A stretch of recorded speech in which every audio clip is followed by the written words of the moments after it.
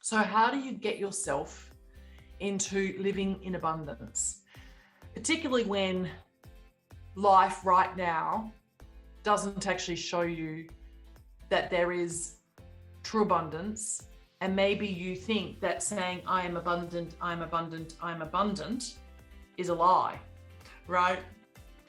So a couple of suggestions. One of the things that I used to do, because I used to really be in the state myself, in that place myself, is I used to reach for, as Esther Hicks might actually talk about, I used to reach for something that was just slightly better feeling. Now for me, I had been to India.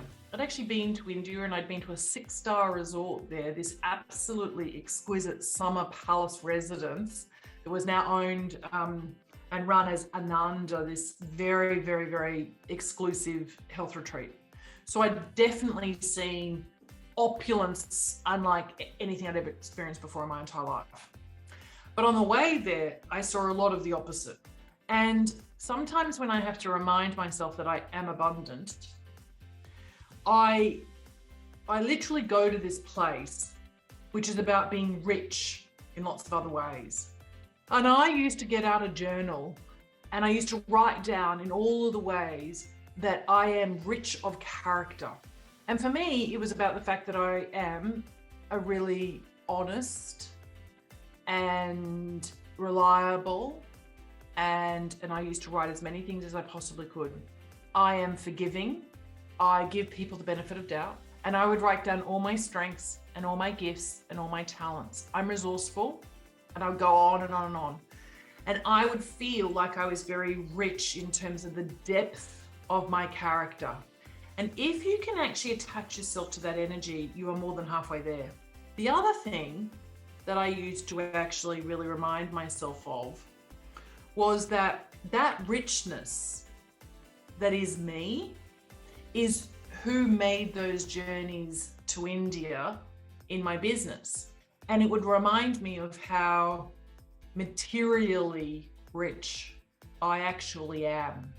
Because I saw families, extended families, living in what looked like these concrete boxes that had these old-fashioned metal, like security garage doors. They have these like roll-down doors.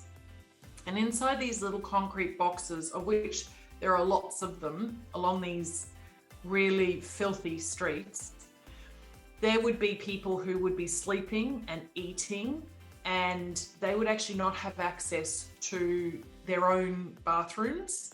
And sometimes for me, that's where I went in terms of my imagination, and it was really interesting because they also had their cow tethered to their little concrete box. And there were like 10 people inside 10 square meters or 5 square meters or 3 square meters. And it was good for me to have seen that. And so arguably, I am outrageously rich.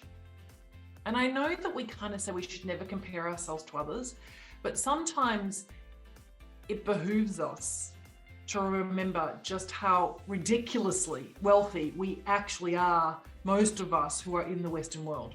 And if you can hang on to that energy, and that can make you feel blessed that you are who you are, and you were born where you were born. Is that pure divine luck, right?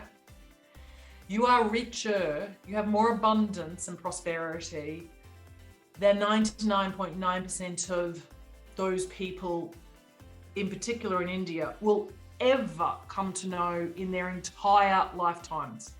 And their caste system means that they'll never, ever escape it. They can't and they won't. And I know that feels very heavy, and they often say this: if you want to feel really abundant, see if you can go and volunteer some of your time or energy in or through organizations that are well organized, that actually help those who are less fortunate than you. And a lot of people don't understand this, but and Anthony Robbins has a very famous story that's, got millions of views on YouTube about this. When you can least afford it, be generous in some grand way to tell the universe that you're willing to give up this $5 or $10, even if you've only got $10 left in your pocket. Because if you can actually send a message to the universe that you fundamentally believe that you're going to give this $10 away and another $20 is going to flow in from somewhere, right? You're literally in the flow of abundance and prosperity. Does that make sense?